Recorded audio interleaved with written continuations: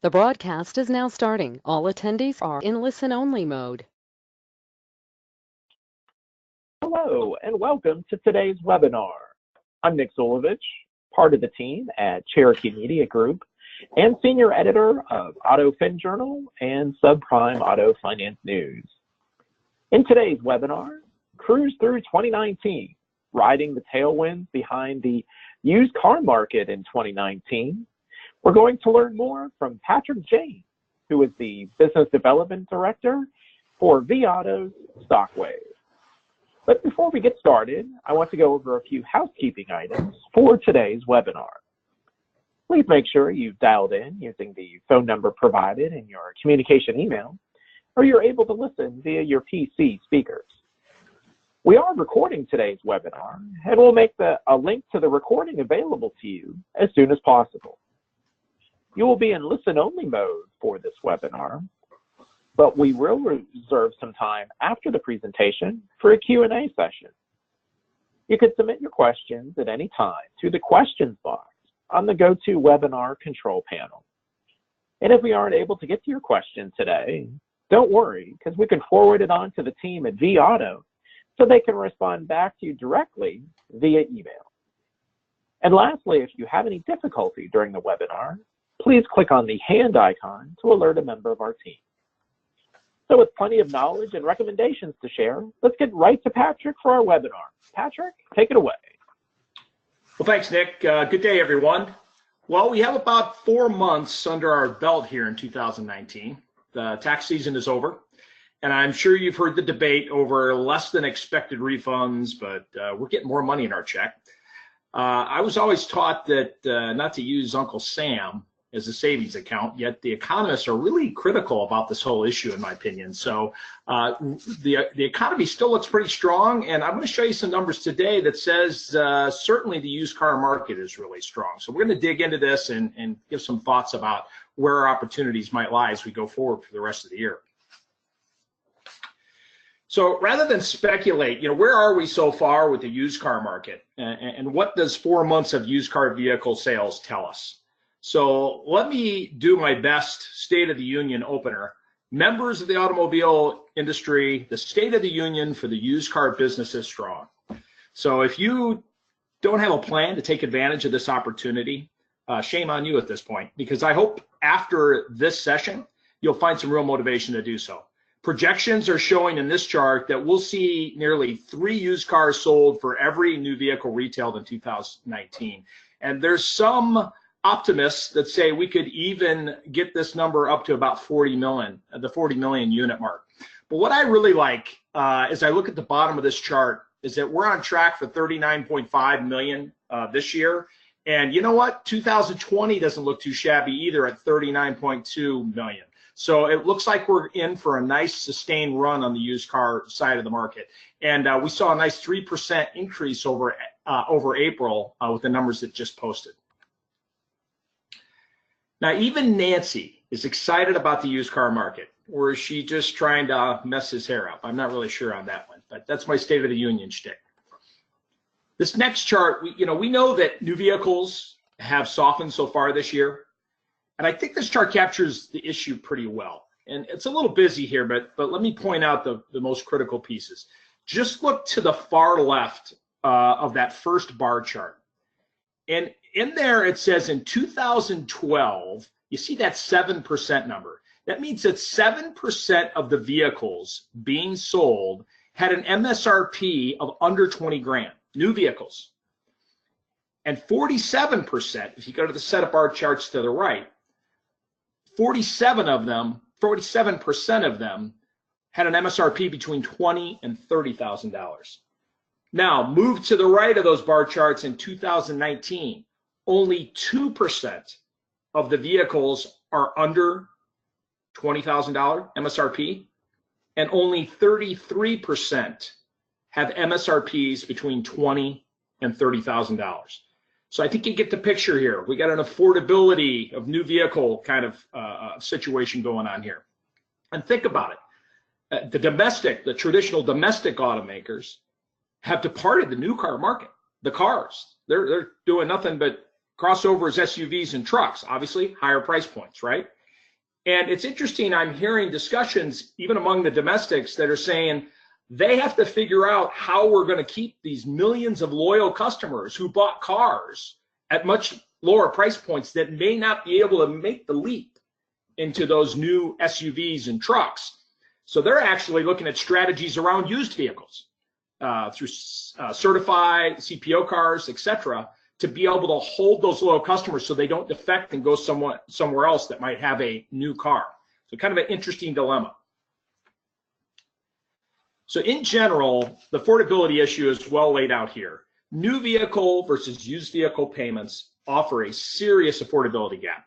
If you look at it from 2014 to 2019, the blue bar on the new there, it's nearly 170, well, excuse me, from 2014 to 2019, it's about $100 increase in the new car payment. But look at the gap between buying a used vehicle and a new vehicle. We're looking at nearly $170 a month here in 2019, whether you get a used car payment or whether you try to afford a new car payment. So significant gap. A shout out to the host publication today. I think this article that ran just yesterday, I wanted to highlight it, really captures the situation very effectively. And I'm just going to kind of read it verbatim because I thought it was really right on point. April continued the shift in vehicle demand away from new toward used. And this is fresh numbers from April, right? The used vehicle market, on the other hand, continues to see favorable performance. Affordability concerns driven by higher vehicle prices and the interest rates have reduced the pool of people who can afford to buy new. The used vehicle market, on the other hand, continues to see a favorable performance.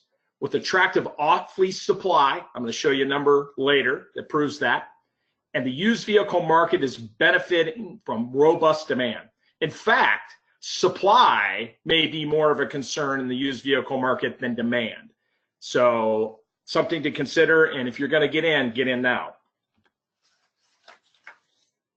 Here's some information from my parent company, Cox Automotive.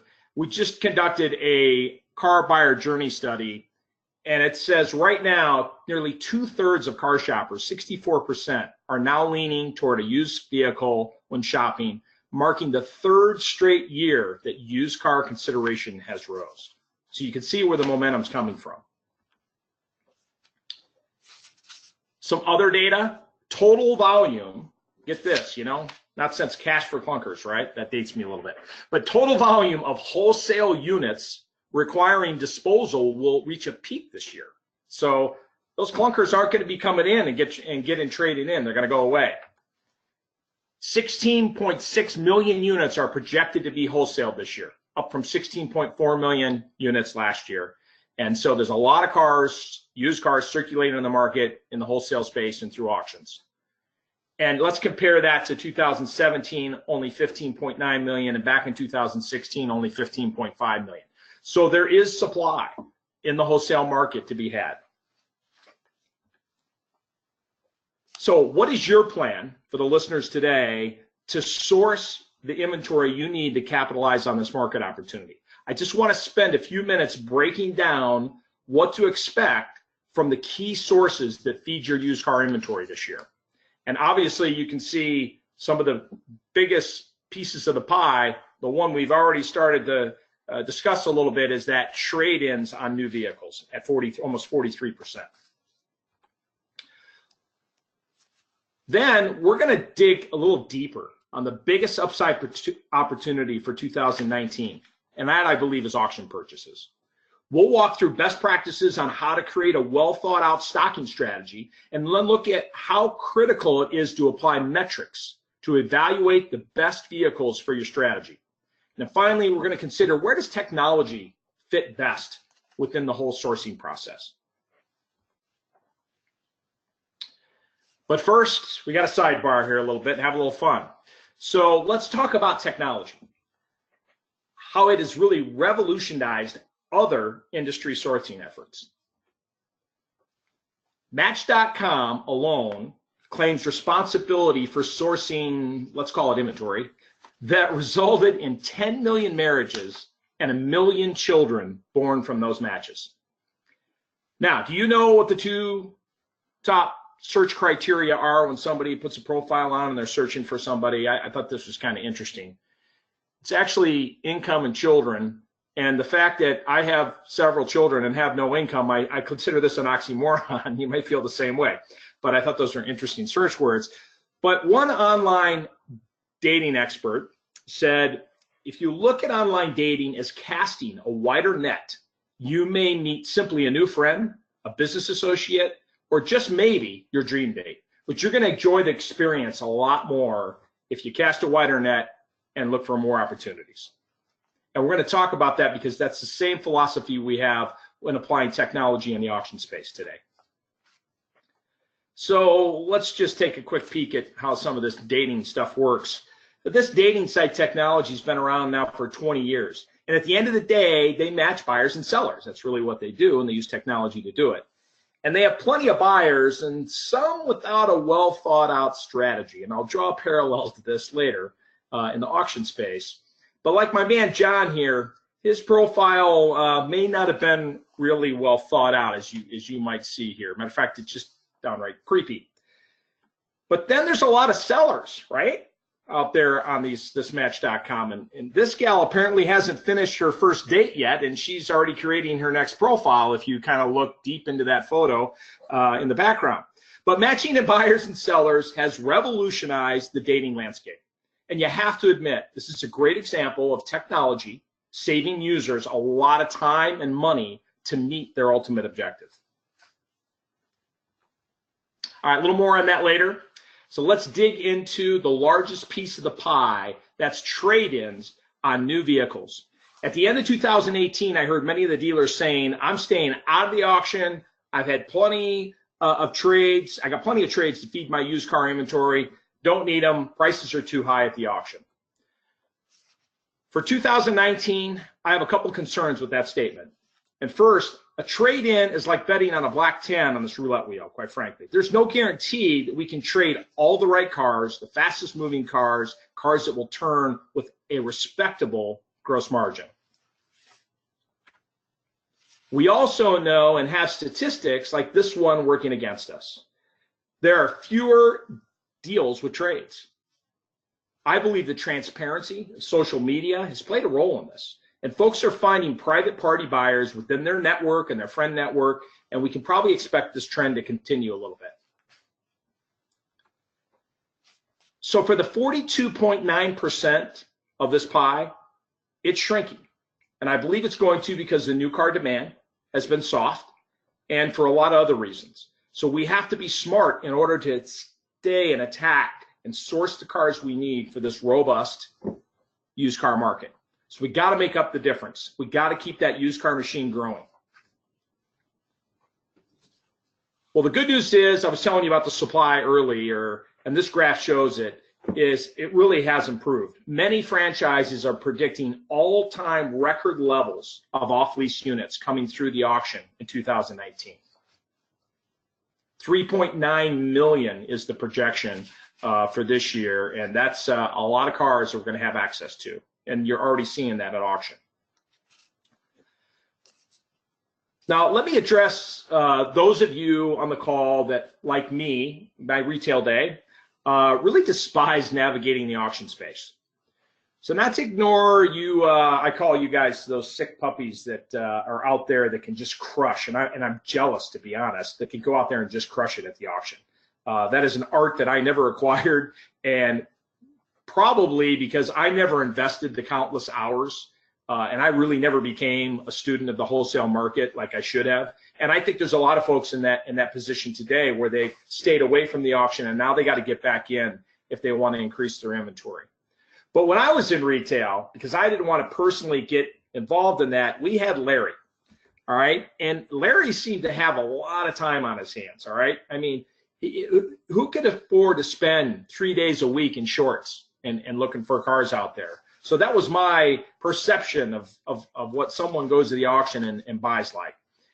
And I tried to replace Larry and go myself and thought, I'll go in there and I'll make it happen. But I believe it is the most intimidating process in our industry. And I applaud you that really have figured out how to master it. We're going to talk about some other best practices shortly to that end. But, I didn't have the 20 years of buying experience, and I really stunk at it. But people say buying cars at auction is like Moneyball. So I wanted to share this line from Moneyball because this is the one that made the most sense to me when it said, hey, let's go to the auction and buy cars. Yeah, I'd rather get a bullet in the head or 5 to the chest and bleed to death. Those are my only 2 options. That's sincerely how I felt. So that was, over 5 years ago. But now we have the disruptors. Those guys with the clipboard that never seem to put their hand down on the cars that you're bidding on. And this guy probably, and I know this guy did because we've worked with a few of these folks, and they've spent hours preparing for what cars they were going to bid on. And who's got time for that, right? And they spent those hours using technology in a really cozy environment sometimes. But we're jealous of what they do and the amount of cars that they're buying, and it makes us frustrated. So how do we try to compete with that is the question today. Well, first and foremost, the best dealers assemble their sales and market data and come up with the needs as a buyer before they rush out and find sellers, plain and simple. There's technology available to find vehicles that match your needs. We can do that. But I can assure you the guy with the clipboard I mentioned earlier is not buying from the gut, all right? He has what I call analysis paralysis fully in play. So they are putting together a sales and market strategy based off of data that they're pulling, and I'm going to give you a little flavor of some things where you can start to be able to pull that information together to make better decisions. So this is one of the simple worksheets that we work with dealers on just to get the thinking of how to manage the pipeline of used cars as they're coming in. So let's walk through a typical planning process here, and we'll look at a little bit of a workflow. But first, we have to determine how many cars do I need. And this is a simple worksheet. I'm more than happy to send this out to you. I share it with you after the call. I have my contact information up. But initially, what we want to do is we want to establish a target day supply. And we need to bake in a little extra time, right? Because these auction units do require transportation. So there's a lag time involved, and we have to plan for that to be able to keep the pipeline smooth. This dealer wants to sell, in this example, 50 cars and would like to end up with 60 cars on their lot at the end of the month. Why? It's trying to grow their business, right? They know how strong this used car market is, and it's time to ramp up. So here's the number that at the next line down, you'll see that line that says projected number of cars you will trade for.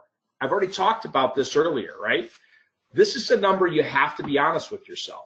If you're seeing trade appraisals and trade capture start to go down because your new car business isn't driving the traffic and the trades that it used to be, and a lot of dealers are seeing this, you have to adjust for that if you're going to stay ahead of this inventory challenge. So you got to put a real number in there. You got to look at the number and the pace of the appraisals that are coming in and put something in there that you can realistically feel that you will get in a 30-day period in terms of cars that you'll actually trade in and keep and retail. So don't wing this is my recommendation. Look in your inventory management system and see where this is trending. The data is available there. So remember earlier I showed the trend that we were seeing in vAuto and some of the larger groups. I've seen this with larger groups as well. And we just want to be very, very careful about forecasting that trade-in value. So now we've got this thing down to where we know we have to buy a few cars a day, 3 cars a day, 4 cars a day. That's how we want to be able to go into the market and buy cars, because there's nothing worse than 20 cars coming into your inventory all at once, locking up the shop, having them sit out back because it's summertime and customer pay is at its peak. We want to be able to flow these cars in a smooth basis, and to be able to do that, that's where that last worksheet really comes in handy. Now, I will tell you that I really want to emphasize that the best dealers pull data from their inventory management system to track their sales and inventory. This is a sheet that's available in some software that will actually give you pluses and minuses by segment. And this will identify the holes and the retail price bands to be able to go after. Once we identify those, then we can dig into those particular segments and try to figure out what are the best cars for your store to be able to buy. But this is the type of tracking. If you're not doing this today and you're just having the conversation with the sales desk and you're saying, hey, what do you guys need? That's what we used to do. We used to say, I don't know, Altimas have been kind of hot lately. Why don't you get some Altimas? That's not the strategy we're looking for here. We're trying to dig in by segment, by price band, and look at some market data that will actually let us know where the majority of those cars are transacting, and more importantly, where our opportunity is with the way we're turning vehicles. Here's one of my favorite reports. I was a vAuto performance manager for better than 3 years, working with dealers across the country, looking at their inventory on a daily basis and offering suggestions and best practices. And this particular report, and a little bit of an eye chart, I'll blow it up here in the second slide, but we would go back and we would pull by segment the last 6 months of sales. And we would rank those sales, all right, we would have key information in there like age and price and what we own the car for. But most importantly, we would rank those sales by markup, by what we made on those vehicles when we sold them. And the cars that came to the top, we would just do a simple analysis. Does this surprise me that, you know, one of my top grossing cars was a 2008 Hummer? Now, everybody remembers that car if we actually made an 11-pounder on it, right? But let's go deeper into the list and look at the Chevy Tahoe or the Ford Expedition or, you know, some of these other vehicles where we made a nice, fair profit on them. We sold them quickly. We look at the age column, and we know that we turned them pretty quickly and made a good margin. This is where we can get some of that list of vehicles that we need to go after and buy in the auction space. And then just as important, we would look at the bottom of this list. What were the cars that we got stuck with and we took a beating on, right? Let's not make the same mistakes. So this is a great view. It's an easy report to pull. If you're a vAuto client, your performance manager can pull it, simple spreadsheet, and you can have a nice analysis and get a little bit of a feel based on your sales to build that strategy to be able to go to the auction and buy cars.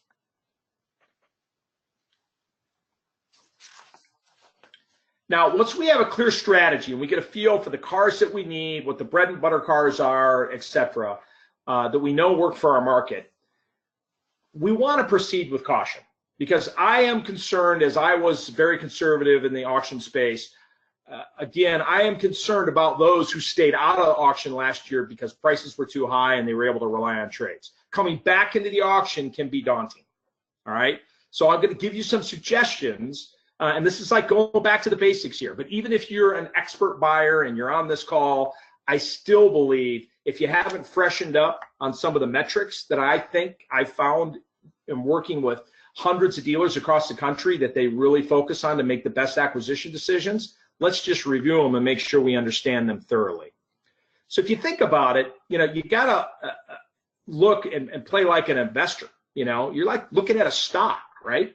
They apply proven metrics to be able to make those decisions. Here are some of them, right? Price to earnings ratio, price to book ratio, debt to equity, free cash flow. So when they're looking at a stock, all of this is very important. And if you think about it, the average dealer is investing about $250,000 a month in supplemental used car inventory and going to auction. So I think if you thought about that as being your own money and you were an investor of your own cash and you dipped into your retirement savings to do some day trading, I'm going to bet you would school up on these PE ratios and debt to equity metrics and the like. So again, that's why I want to take a few moments of making sure that we're using solid metrics on these vehicles. So like a promising stock, we want to find the cars that were at the wrong dealer, in the wrong market, at the wrong time, but they make sense for your market. And the best dealers use these key metrics to make that decision and take the emotion out of it. So what are these key metrics? And we're going to break each one down. First one is adjusted for odometer market average price. There may be a different version of this depending on the inventory management system you use, but it essentially is giving you live market data. Why would you ever buy a car or acquire a car if you didn't know what you're going to sell it for? The Manheim Market Report you know, this is staple stuff here, right? MMR. And we'll talk a little bit about when that makes sense and when it doesn't. We're going to talk about market day supply, like buying, preferably down to the trim level, because I see year, make, and model market day supply numbers can be hugely different when you go in and look at trim levels. The cheaper trim levels may be on fire. The expensive trim levels may be dead in the market. And you got to differentiate that. And then finally, we're going to look at the Auto Trader Scarcity Index. And you don't have to be an Auto Trader dealer to get your hands on this information. But I've seen some buyers using this data in tandem, and I'll show you this in a minute, and really making some really sharp decisions. So first of all, adjusted market average price. Live market data, I want to know what this car is going for on average on the internet. That's simple, but it's got to be adjusted for odometer, okay? So this particular car, its market average price is 17.7 by the big blue arrow there. But if I were to price this car with only 10,000 miles on it at market average, I'd be pricing it at $19,000, okay? So key to know that in retail, because in the used car market, every car's got a different odometer, and I want to make sure I'm factoring that in. So a key metric to keep an eye on. So that's kind of our retail target, right? And then secondly, we can go to MMR. Now, MMR is, you know, I've got historically, I've preached to be careful using MMR on trade-ins unless you know you're going to wholesale the unit, right? So I'm almost afraid to throw out MMR, but you do have to get an idea of what the vehicle you're evaluating at auction should go for. And remember, we're not appraising a trade-in, we're appraising a car to buy at auction. But the key here is you got to dig into the transaction data when necessary.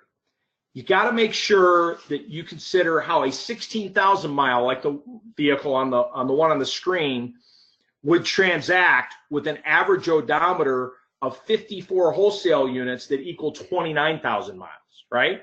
So I can click in and find that transaction data. And here's another thing to remember with transactions in MMR. I've looked at cars, and I'm sure you have as well, where you click on the transaction data and there's like 6 cars. So you're going to go with an average, an MMR average number based on 6 vehicles, and those odometers could vary from 110,000 to 10,000 miles. So be very, very careful, but we do want to come up and identify what we think we can buy the car for. We've set what we think we can retail it for. Now we have our margin, right? And what do we have to take out of that? Simply all the costs that we need to be able to acquire the vehicle, reconditioning, etc. The next index, and believe me, I'm not giving you all the great indexes. There's plenty more to look at, but these are some of the key ones that I see successful. You don't have to be an Auto Trader client to get this information today, but the Scarcity Index looks at the number of hits online that a vehicle is getting relative to the number that are available in your market area. So if you look at this math here, and I'm more than happy, we'll be sharing this afterwards. We don't have to get too deep in the weeds here. But generally speaking, a high scarcity index means based on online activity that is typically an attractive car in the market to acquire. And this is broken down for your market by DMA, as they say. So the scarcity can really identify some kind of hidden gems that are out there that you can probably make some nice grosses on, and few people may be looking for. And I say few dealers are looking for. Customers are definitely looking for. The last one is the market day supply. And I get the honor of teaching, guest lecturing up at Northwood University in Midland. And what an awesome place. I can't say enough. The students up there are amazing. If you're looking for an intern, reach out to Professor Avg Price. Reach out to me and I'll connect you with him, but I can't say enough about their program. But this metric, market day supply, I teach about specifically up with those students. And market day supply is basically a measurement of the current available market day supply, and it looks at the average daily retail rate over the past 45 days. So we're really looking for kind of speed here, right? How quickly is a vehicle coming onto the internet and coming off the internet? So a high day supply, you typically have to price aggressively to the market. And it really indicates that a vehicle is selling kind of slowly. In most cases, a high day supply also means there's a lot of similar vehicles in the market like it. So there's a lot of price pressure on a high market day supply vehicle. A low market day supply car, you can pretty much price at or maybe even over market. And it really indicates an opportunity to price that vehicle like a hot vehicle. And what I want to break down for you on that particular slide is there's a lot of misconceptions about market day supply out there. In vAuto, the way we measure market day supply, the average is about 70 or 80 days for vehicles that are on the internet. So that gives you kind of a benchmark. When you see cars moving faster than that or cars moving slower than that, it gives you that sense. And at acquisition, when you're making quick decisions, market day supply can be a huge one. I think this lays it out best. One of our colleagues actually built this calculator. And if you look over to the left to the blue arrows, you can pop in the number of units you're looking at in your competitive set in the market and the number of like-mind market day supply. This car has 185 market day supply. Over to the right, it actually puts it what I consider in layman's terms, right? That means there are 54 dealers chasing 13 buyers with a car like that market day supply. Really hit it home for me. And then we take another example. This is a 54 units again, but it's a 38 market day supply. That means there are 54 dealers chasing 64 customers, okay? Really brings it home in terms of which car is going to have the price pressure, right? It's that one that I showed you before this slide that really we have to be careful. And that's what we want to know at acquisition, if we can find those good market day supply cars. Now here's the 1-2 punch. I told you about some of our best buyers and what they do. They combine the scarcity index and market day supply. They look for high scarcity vehicles. Look at this vehicle, 2015 Audi S4, 1,630 scarcity index, really super high number. And then it's got a 38 market day supply, like my market day supply.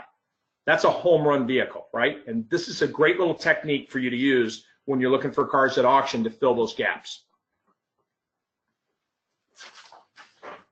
All right, so technology. If you were thinking that we spent all that time and energy on, what cars to buy, wouldn't it be great if technology could match me as a buyer with sellers and the cars I need? And that technology is available today. Think about it this way. What you really need to do to be effective, to find that wrong car at the wrong place, the wrong dealer, at the wrong time, et cetera, you got to cast a wider net. And I talked about that really with the Match.com comments, right?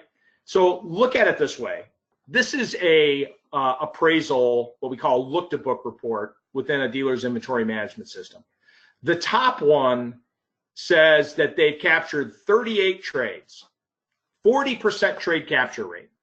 All right, now keep in mind they looked at 93 appraisals to get those 38 trades.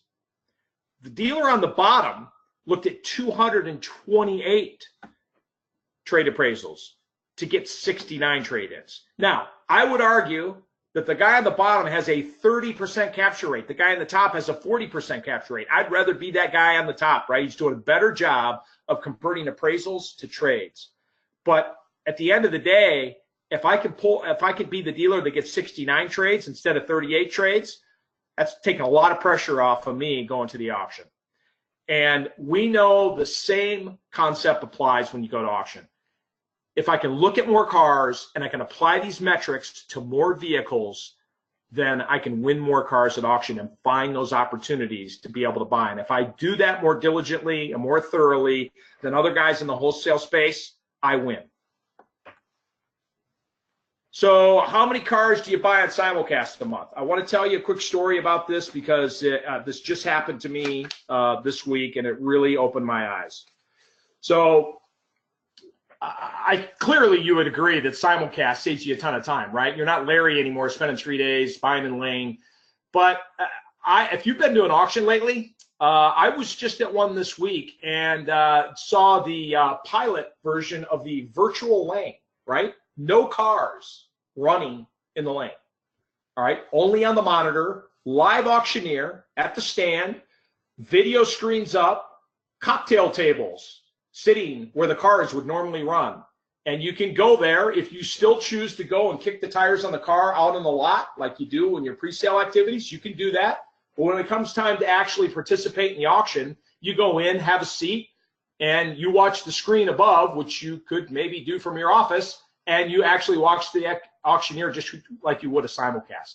Kind of mind-blowing, but just don't be surprised if you see a lot more of this coming very, very soon in the coming months. All right? Consider this, like all industries, safety is first. And sometimes safety efforts will drive change, whether you're really ready for it or not. And I think this is going to be an interesting impact on our industry, and it's going to force technology even faster. Why would I be worried about using simulcast? Well, guess what? We've had some upgrades, right? We don't have these systems anymore. We don't have dial-up modems and analog. So we're able to use technology like this where we can actually set up lane monitors that alert you when the car you're looking for is running. You can have lanes open on your computer as you are doing multitasking, doing other things in the dealership, and they can shout at you and let you know that, hey, the vehicle you've been looking for, or perhaps you put a lane alert in there that said, I'm looking for a 2015 to 2017 Camrys today, and I only want them with a 4+ CR score, and I want to know if any of them start going for less than 500 below MMR. Give me an alert. And that could actually alert you on your computer while you're busy doing other things and cars are actually coming down the lane. So there's a lot of technology to be able to help you master this that doesn't require the 20 years of history and wholesale, being a wholesale student. So the keys to driving better sourcing is this. I really hope you took away a few nuggets today, because the state of the union for the used car market is really expected to be strong this year, and it's going to get better. And the winners will be able to source the inventory necessary to keep pace when the trades at the curb are falling behind. You'll have to find a way to efficiently match your plan with the sellers that have the cars you can make money on. Take the opportunity to get ahead of the summer market, leverage the technology to cast a wider net, and then apply those metrics, okay? And apply those metrics to be able to make smart decisions and buy cars like an investor, all right, not a speculator. Or as a buyer, you can have a bad strategy, and that could lead to attracting wrong sellers, like this particular one on Match.com. I love this one. Had to be a great joke, but another very, very creepy one, an actual profile. I'm a fun-loving guy, self-starter with absolutely no interest in committing murder. Anyways, so a little fun with that.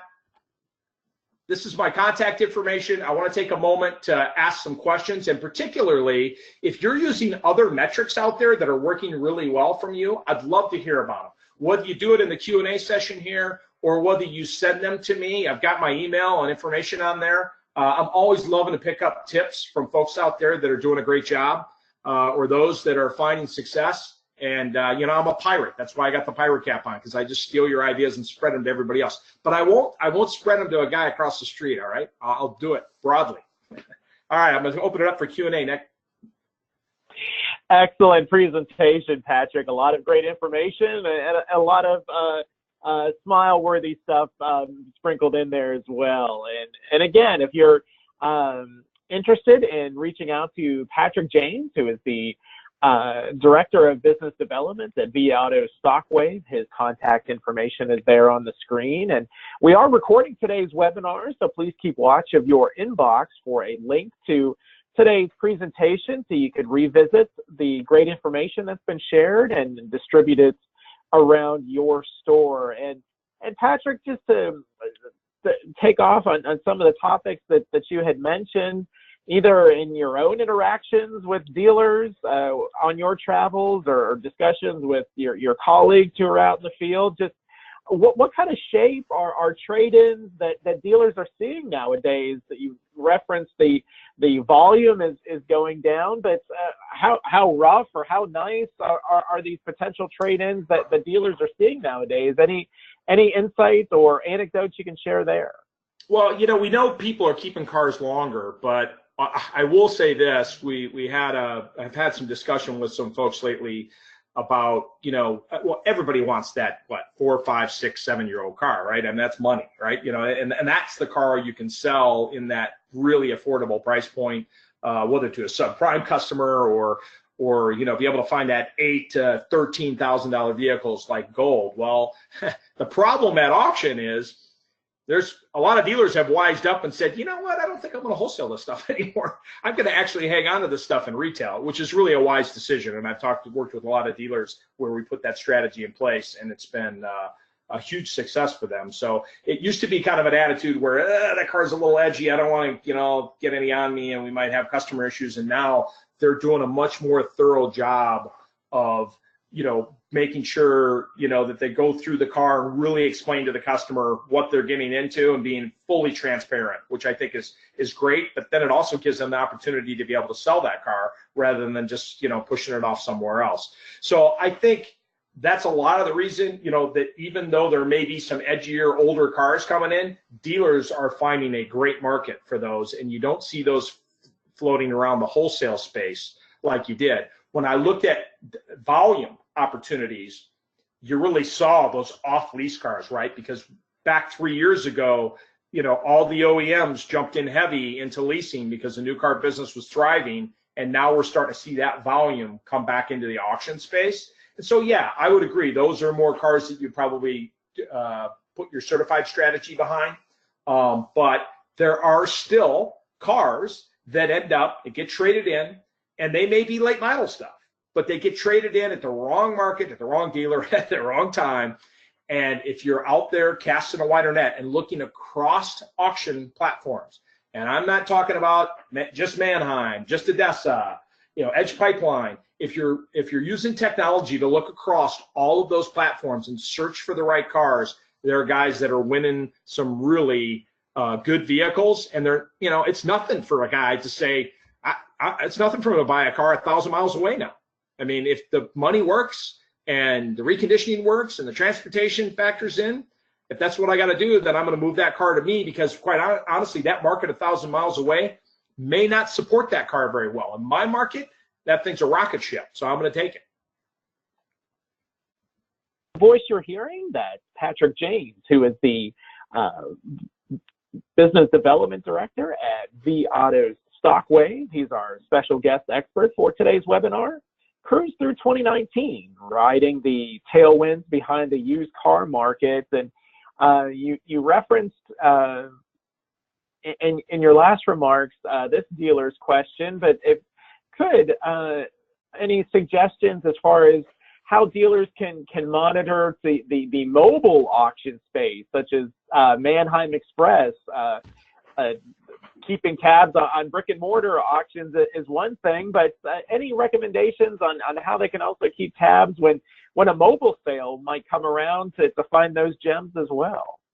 Yeah, so Manheim Express is an example. Obviously, I represent the technology called Stockwave, which really provides that cross-platform search. We consider ourselves agnostic. we don't care if the car's at Odessa. Obviously you'd say, oh well, Cox Automotive, that's Manheim, right? But we don't care if the car's at Odessa, if it's at an Edge Pipeline auction. Doesn't matter to us. We provide, and a Manheim Express car, obviously we have access to as well. We are in conversations right now because of the explosion of the ACV auctions and places like that. We are in conversations to get access to that inventory right now, and I think you'll see that coming soon, to be able to have that within our technology, because our attitude is we represent the dealer, and the dealer is the client, is our client.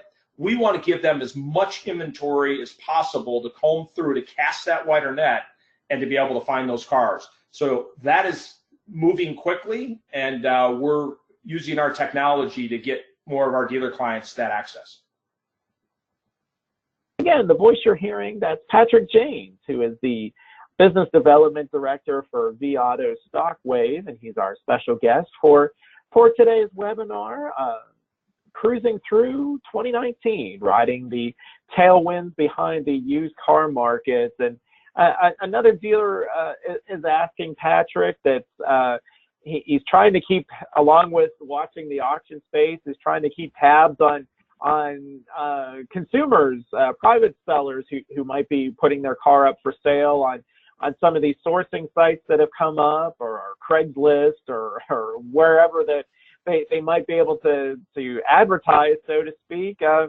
What have you heard from dealers as far as suggestions or strategies to keep watch of that potential source, or any recommendations there to find those gems that might turn for a nice growth?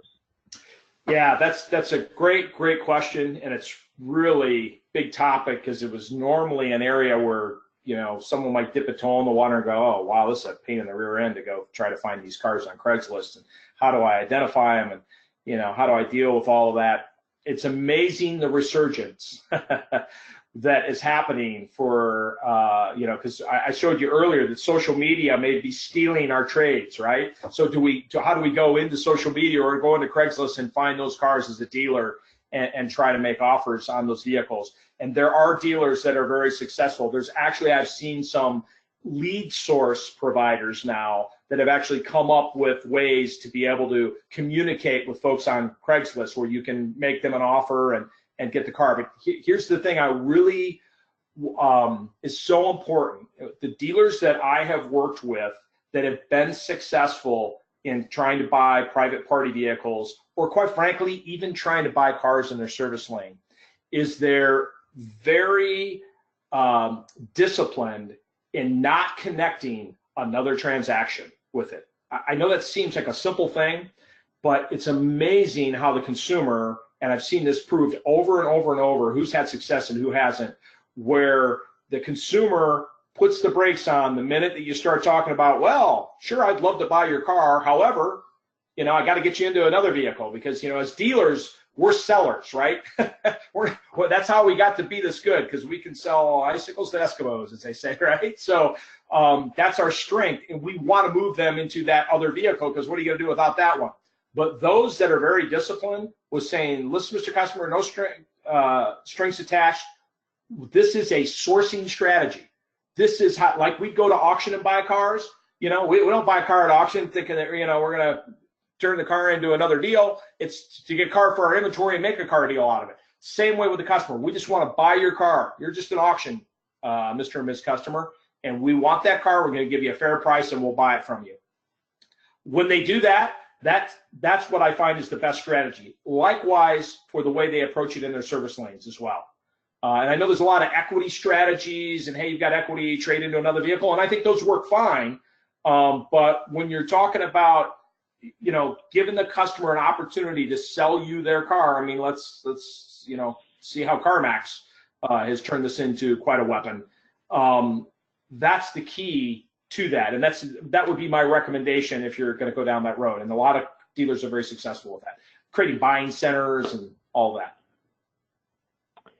Again, closing moments here with Patrick James, who is the Business Development Director for vAuto Stockwave. And just a reminder, we are recording today's webinar, so please keep watch of your inbox for a message containing a link to the recording, so you can revisit the great information that's been shared, as well as distributed around your store, so your management team can come to a head of how to proceed. And perhaps as a way to round us out today, Patrick, if considering all the recommendations that you've shared, and maybe a store is deciding to expand a little bit, to go from maybe 50 used cars in inventory up to 75, or 75 up to 100, or maybe expanding the days supply up a little bit from 30, or what have you, what elements should they have in place to make any type of growth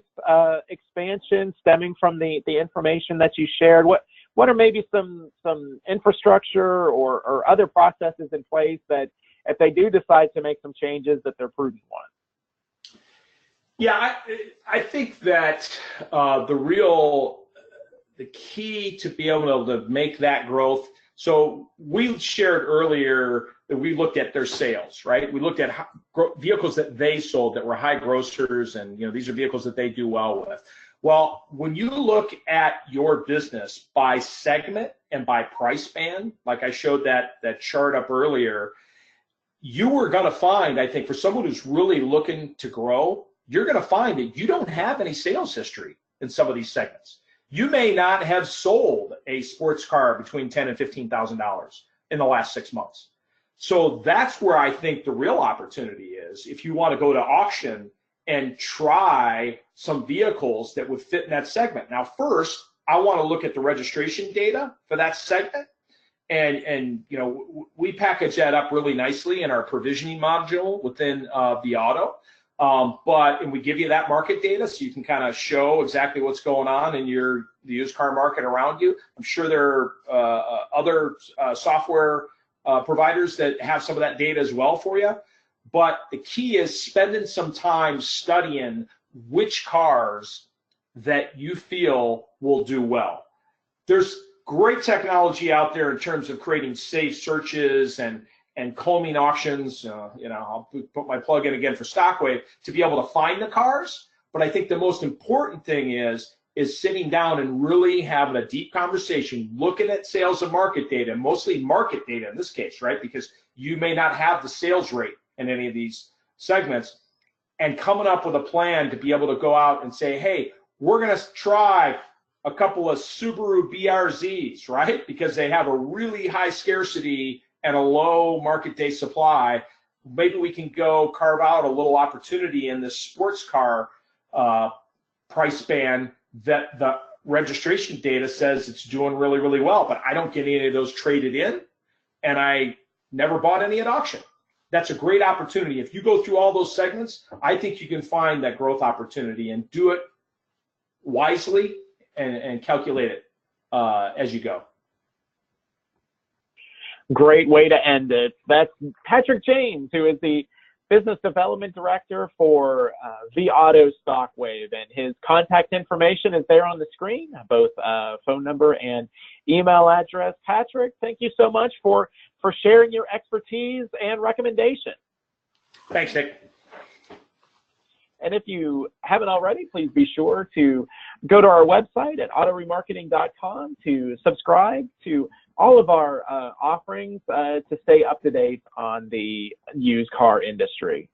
For all of us at Cherokee Media Group, I'm Mkt Avg. We thank you for joining us, and we look forward to having you again next time.